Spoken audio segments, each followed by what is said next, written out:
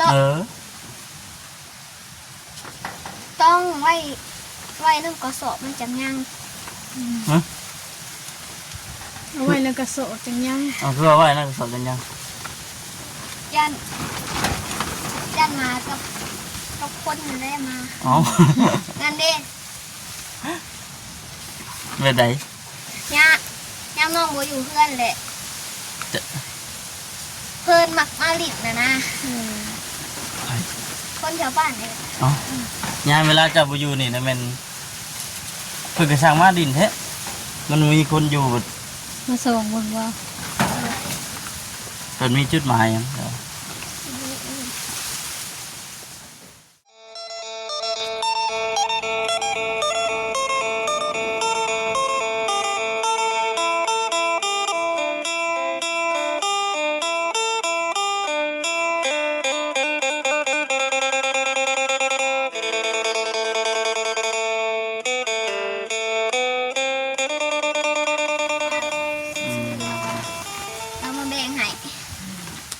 จะมีอะไรมาแบ่ง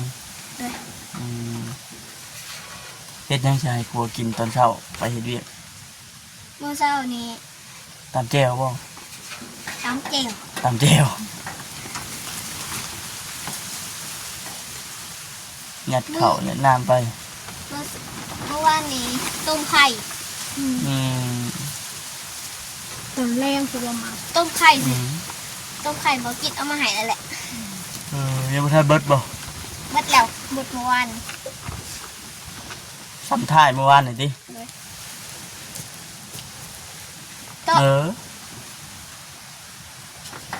ต้องไว้นึ่งกระสอบมันจังยังเอาไว้ในกระสอบจังยังคือเอาไว้ในกระสอบจังยังยันมากับคนได้มางั้นเด้เมื่อใดย่าน้องบัวอยู่เพื่อนแหละเพื่อนมักมาลิดนะคนแถวบ้านเนี่ยยามเวลาจะไปอยู่นี่นะมันเพื่อกระชังมาดินแท้มันมีคนอยู่มาส่งบนว่ามันมีจุดหมายอย่าง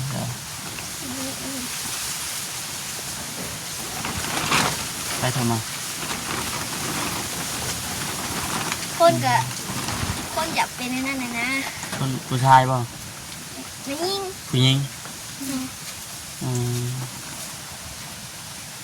ปกติบุคคลนะผมมาคนมาแต่บ้านไกด์แต่คนยางเขามาจะบ่ยานป่ะน้องกระย่านนะต้องเสื่องไว้เป็นเงินเป็นคำคือกันหน่อยลายก็ใส่ติดตัวไปน้ำหน่อยลายทำไรก็ถือไปน้ำหมูป้าไว้แล้วอยู่เพื่อนเนาะกึ่งเบิ่งอยู่ที่นั่นเนี่ย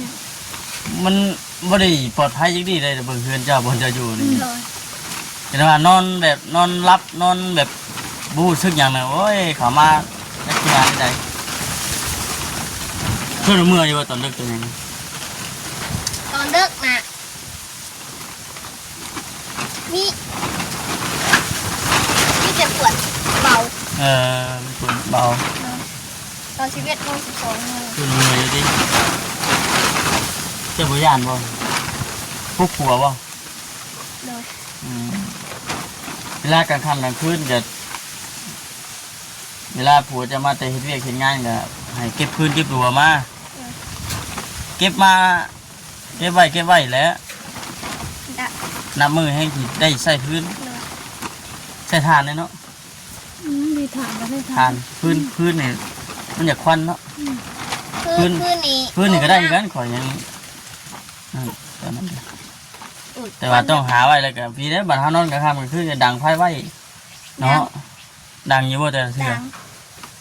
ใส่เตาโบใช่แล้วเตาหาพื้นซ้ำแข้งซ้ำคานี่มักดังไว้นี่แต่มันลุกมันยังเลยโอ้ตอนสีแดงสีขนมากเลยนะปลอดภัยเลยมันเปื้อนโคตรบนทางเลยแล้วก็อุ่นใจพร้อมนะเอาดังคือดังไฟนึงเก็บไปแล้วคือปะไปอยู่เพื่อน มีเทิง เก็บไว้แล้วบ่ เลย อืม บนทางแห่งก็ดีฝนมากเลย อืมน้องกระตุก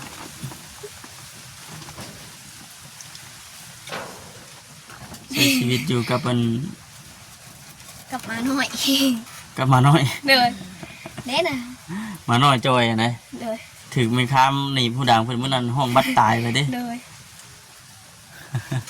วัดส่วงเราเป็นค้างกับมัน หมอเบิดแล้วบ่บัด เลย อืม เอาหน้ำไม้ใกล้ๆซีเบิดล่ะ มันก็แน่นอนแหละมันสิเข้าสู่ฤดูแล้งได้บัดน่ะ เลย สิหากินหยังบัดนี่ช่วงยามแล้งเห็นแต่ยอดอ้อยอยู่ได้เห็นแต่หนออ้อยนี่ได้นี่ เลย แล้วเนาะเฮาบ่ได้ไปไกล ช่วงนี้ก็เราก็สิตัดคือกันช่วงสงกรานต์เดือน4เนาะ4เดือน5บ่เพิ่นว่าเพิ่นตัดอ้อยอันนี้แล้วนี่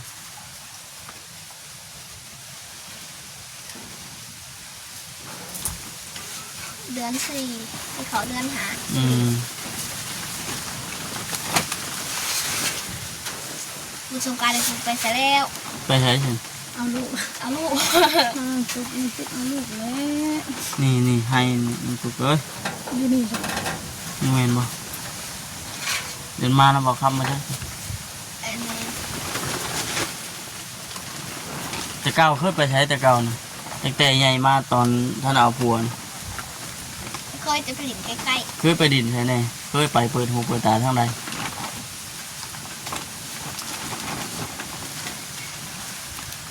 น้องอยู่บ้านดงมะแง่วนะบ่ แม่นเรือบ่เคยไปบ่เอาแต่น้องบ่ เลยบ่ได้เคยไปใส่ อ่าเอา เพื่อนแล้วก็อยู่เพื่อนแล้วก็คำมาแล้วก็หนึ่งเขาแจ้งมาแล้วก็หนึ่งเขา 14เพิ่นก็คือสิเห็นคือสิฮู้กันอยู่ดอกตั้งแต่ใดมาแล้วเนาะ เลย ของน้องตุ๊กก็ยังบ่ทันได้ใหญ่เต็มสาวเท่านั้นนะพี่น้องเลยบ่ทันได้ไปออกชูบ่วงบ่ได้แต่ขมุกขมุมเอาน้อง เคยเธอหนึ่งผลิต ไปดินไทยไปดินไทย ไปผลิตอยู่บ้านนาทราย มันน่ะทราย หมูเพิ่นส่วนไปกินผือ อืม เพิ่นนกจ่ายให้ ไปเลยดิ เพิ่นถามน้องว่ากินได้ไหมวะบ่สิ น้องบ่มี สี ดิ ใส่ถุงมาให้แม่วะ เออ กิโลน้าวะบ่บัดนี้เพิ่นสั่งให้ใหม่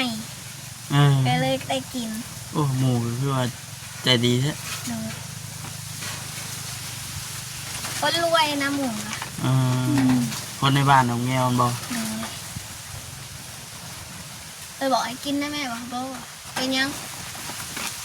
แทงแม่อยู่เรือนวะสิ เสียเมื่อให้แม่กินรถว่าสิมีสั่งให้ใหม่ถ้วยหนึ่งน้องก็เลยกิน กินซะติ เลย กินเฉย เลยแล้ว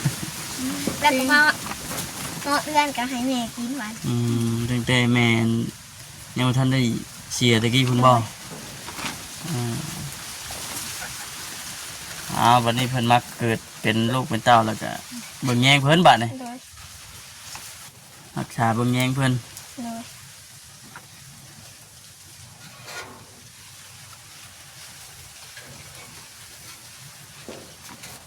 คืนนี้บ่ได้ฝันดีบ่เมื่อคืน หมด นอนเจ็บปานหยังติ เลย ลูกก็ตั้งแต่ไปหาหมอแล้วก็บ่ได้ติงเลย เลย ติงอยู่หักบ่ได้อัน ไม่เจ็บคือ บ่ได้เจ็บคือแต่เก่าตะกี้ เจ็บบ่ ตะกี้ตะกี้เพิ่นนอน มัน ห่วง นอนพิษเนาะ เลย วันนี้ไปหาหมอเพิ่นซิกเพิ่นยุ่งเพิ่นเชียนให้บัดนี้ เลย ตะกี้เจ้าก็เจ็บแล้วเนาะตะกี้เนาะเจ็บมาแล้วอ๋อเจ็บแล้ววะเพิ่นบัดตอนเพิ่นไปเชียนเนี่ย มันไม่ได้เสียง เชียนอะไรเถอะตอนถ้าไปผักท้องกันนะวะ เพื่อผ่าที่สิวได้เสียง ไอ้เนาะเพิ่นขยุ่งเพิ่นไปเชียนอยู่จิดอก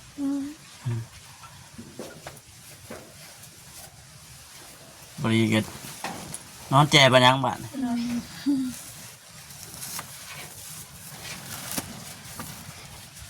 กี้เนี่ยโอ้ยช่วยมือย้อนลูกน้อยปุ๊กแหล้ว เลย ตีน้อยยันท้องเพิ่นกล้าว่าสิจักรู้ดิเนาะลูกหลานกล้าว่าเนาะจักรู้น้องปุ๊ก โลเบิดน้ำแม่นะ55 โล อ๋อทุกติดเบิ่งเลยบ่ เลยไปติดอยู่ห้องหมอมื้อน่ะ แม่50ลูก5 โล โอเวนโลครึ่ง บ่ แม่นะแม่มานักไข่มันเด้ รอเบิ่งเพิ่นแล้วบัดมือคลอดออกมาเพิ่นแล้วเป็นจังไดให้เจ้าคิดมีแต่ว่าคิดเตรียมว่าแล้วก็ FC เพิ่นตั้งชื่อให้แล้วเจ้าสิเอาอยู่บ่ เสียง น้องผัวเจ้าในชื่อน้องไซเนาะ เลย FC เพิ่นว่าน้องไอน้องไอ มียิงนะ ฮะผู้หญิงเนาะ เลย น้องไอ เลย แล้วเจ้ามีกูคิดได้บัดนี้ เอาตามซื้อเหมือนนั่นแหละ มันต้องขึ้นอยู่กับพ่อกับแม่แล้วเนาะบางนั่นแหละอันนี้คือเพิ่นเอิ้นดิน เลย เพิ่นเอิ้นดินซื่อที่แท้ก็พ่อกับแม่แล้วตั้งให้ ไปปวดงานบริแทงไหม120,000 แสนพ่อคนกีบ เลย อืมแต่ว่าเงินนั้นคลอดน่ะยังอยู่นำบ่แสนเพิ่นอยู่ เลย นี่จะฮอดมือคลอดแล้วแมันโทรบอกเพิ่นเนาะ เลย เห็นว่าป้ามาให้เจ้าถือหรือว่ายันเกี้ยง อย่างไปซื้อเขาอีกแหละ เห็นสิป้าไว้น้ำเขาน้ำซุปเปิดยันเกี้ยงยันบ่ฮอดมือคลอดใช่เนาะ เลยเขากิน ชื่อก็บ่แม่นว่าไปซื้อดินชื่อหยังดอกพี่น้องชื่อแน่จำเป็น เลย เป็นข้าวเป็นหยังเพิ่นนี่แหละข้าวเกลือบ่ได้เป็นนัวมันของจำเป็นต้องได้ซื้ออยู่แล้ว เลยสิกลับบ้านนั่งคุย ฮะ สิกลับบ้านโตปะบ่าวว่าเมื่อวานที่บอก พูดแล้วบ่นี่กลับพูดแล้ว กลับมาเกี่ยวเขาบอก เนี่ยก็เมื่อกู้เขาแล้วยันฝนตกตากข้าวเปื้ออยู่คุณ ไม่ได้ปั่นป่ะจ๊ะ ปั้นเนี่ยปั้นแต่ว่าน ปั่นสอบ ตากมิดมันนี่ เลย ดีได้ซาปลายสอบ ทงหนึ่งก็ ยังบ่ทันเบิด นี่ อยู่บ้านนี้ทงพวกมาใหญ่นะเศร้าไปสอบ มันเป็นน้ำดินบ่ดีว่าอะไร มันเป็นน้ำเขา เป็นน้ำเขา ขอรีดลาย เออ เฉพาะก็จะปลูกอ้อยหลายเนาะ เลย ปลูกอ้อยหลายทางนี้เรามันใกล้โรงงานน้ำตาลหมดเลย มันในนั้นนี่ฝนตกห้ามเพิ่น อืม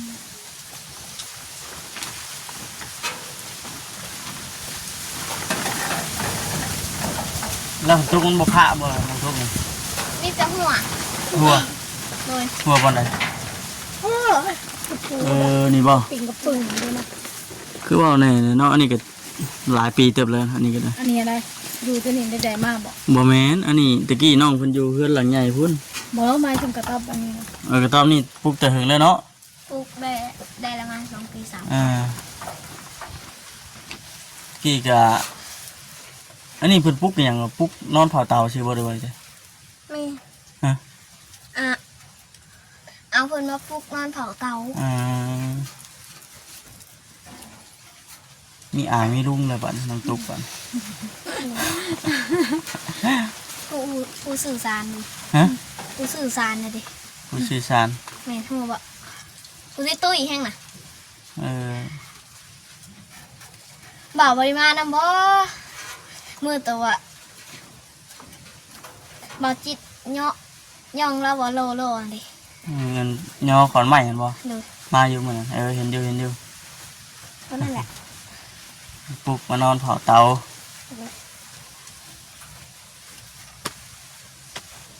ดีน้องตุ๊กน้องใช้มาอยู่นี้บัด เลย ยามนี่นะคือทำบ่คำเว้านะยังอยู่ได้อยู่ เลย ยามฮ้อนพุ่นได้บัด อยู่ไม่ได้ยังห่วง เป็นสังกะสีแอมหมด ไม่ เนาะ เน่ ฮะ ชีวิตปีนี้อยู่บ่ อันไหน เด้ ไม่เห็นบ่ เลย หมดเจาะคนกลุ่มเลยดิ เลย กำลังนอนแบบคุใช้เจ้าของเสียเด้อ อืม กระโดดย่ำห้อนแล้วนี่เอาผ่าบุอยู่น้ำปลาอ้อย เฮ็ด เศษเตียง เฮ็ดเตียง บอกแล้วว่าผัวบอกแล้วบ่ บอกว่า ตัดออก ว่าโดยสิได้ทั้ง ตัดออกมงกลางตัด แม่น เอาไว้แต่นี่เราเอาผ่ากันถึงเย็น บอกให้แล้วเพื่อว่าอะพักเวียกก่อนเพื่อ ว่าจบบ่าวมาเข้ามาแนะนำว่าโดยซื่อ เพื่อนว่าอะฝนตกสุดนี่แหละสี สิได้จบบ่ สีโจ๊กประมาณ3-4 มื้อเลย พอดีแล้วเฮ็ดเวียกกับนำเรือนชันเจ้าของในสิ่งที่ว่าให้เราหาเตรียมไว้ในตอนนี้ก็คือเฮ็ดเตียงไว้แล้วก็หาพื้นหล่อนไว้ ขึ้นนะเอาไว้แล้วอีกเทิงอยู่ พื้นน่ะโอ้หลายเจอแล้วพื้น 3 รถ หาไว้พอได้เวลามันขับขันมากกับนั่นรถ 3 รถแล้วก็มีถ่านน้ำหนึ่ง ถ่านนะเอาไว้ย่าง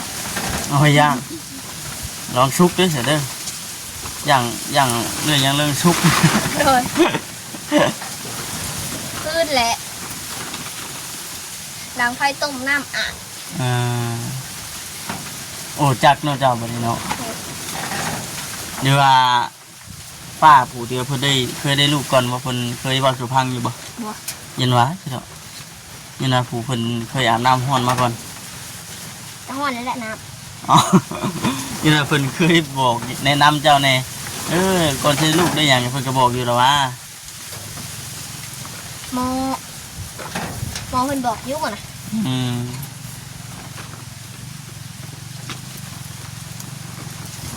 น้องตุ๊กแล้วก็ซื้อลูกเป็นซื้อหยังวะติ๊กนี่น้องนะเนาะน้องตุ๊กน้องเตี้ยเอาบ่เป็น เบิ่งเพิ่นเตี้ยกระปัดจัก แน่เนาะเอาพี่น้องน้องคิดนี่ก็คือจีนี่แหละแวะเวียนเข้ามาเยี่ยมมายามทั้งน้องตุ๊กเพิ่นก็บ่ได้ซื้อหยังเข้ามาตอนยันบ่ถูกใจแม่ปุ้งเพิ่นเลยเดี๋ยวสิเอาเงินไว้ให้ไปซื้อกินเองเด้อ ถึกใจเบิด ถูกใจเบิดบ่ว่ายันซื้อมายันบ่ถูกใจแล้วคนท้องคนใส่ยันกินหยังยันว่าพิษนะอ่ะ ขอบใจเด้อ เอาไว้ซื้ออยู่ในกิน ถึกใจเบิดดอก แม่นบ่ กินได้เบิด กินได้เบิด เลย เหงาแล้วบัดนี้เนาะ เลย อยู่กับป้าแล้ว อยู่กับป้าแล้วว่าบัด ป้าเพิ่นก็มาฝากน้ำได้คือเสีย เอ้าเป็นหยัง เพิ่นเป็นคนบ่มักฝาก บ้านใดป้านะบ้านใดบ้านนี้ บ้านนี่แหละ อืมบัดผัวเพิ่นก็ไปเฮ็ดเวียกบ่ไปนำกันนั่นเลย มันมัว ขอ ปะ แล้วหรอบ่ ยัง นั่งอยู่เอามาอยู่ร่วมกันก่อน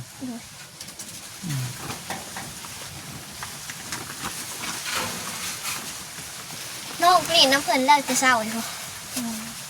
ให้กูไก่เนาะนี่ไก่นี่ก็ให้กู ให้กูไปดินไก่ มีแต่สินอนแล้วบัดนี้เนาะสินอนอยู่ในตู้นี่แหละผู้เดียวตนเต้นแล้วบัดได้หอนเด้อ ขีดเบิ่งน้ำกินก้อน กินมันได้กินกันไหนมีที่ว่าไปทางใดกันระมัดระวัง เลย อย่า เจ็บ เป็น หัวแล้วก็เจ็บคอเดี๋ยวนี้ ถือผ้าคาท้องได้ยางกดไปกดมาล่มมาป้าตัวก็แห้งเลย คุณป้าเถอะไปจักหมากนาวไปจักหมากขามหมอเพิ่นบอกว่า เห็นว่าเพิ่นมวยกินหวานก็กินแต่ส้ม ฮะ เพิ่นบอกว่าเพิ่นบ่ให้นางเป็นกิโล เคยชิมเอาได้มวยย่างเป็นกิโล เจ็บคอ เจ็บคอบ่เลย คนจะว่าแผ่นข้างตลอดเลยเสียเนาะโอ้ยเอาโอเคน้องตุ๊กเลยสบายดี ไปดี ป้าวันนี้พี่น้องเนาะทำมาค้ำกับสวินก็คือที่ได้พักกันกลับแล้วเนาะให้น้องไปเนาะ แม่น้อยสิได้พากันเมื่อป้าน้องตุ๊กได้บ่ แม่นเมื่อไรก็พูดอะไรพี่น้องเมื่อสมชการทางญาติพี่น้องเพิ่นเชียร์แล้วก็สิได้เมื่อกูเขากูน้ำคือเก่าไปพี่น้องเนาะจังไดก็สิจบคลิปก่อน ย่างน้ำเปล่าอยู่พี่บ่นี่เครื่องครัวเพิ่นอยู่นี่นอกพี่เบิดบ่นี่เกลือนี่เช่นว่าฝนตกหนาวเข้าเด้ออย่าลืมเด้อเสียงเกลือไว้น้ำมันเด้อเปื่อยเบิด บ่ไปพี่น้องเนาะสบายดี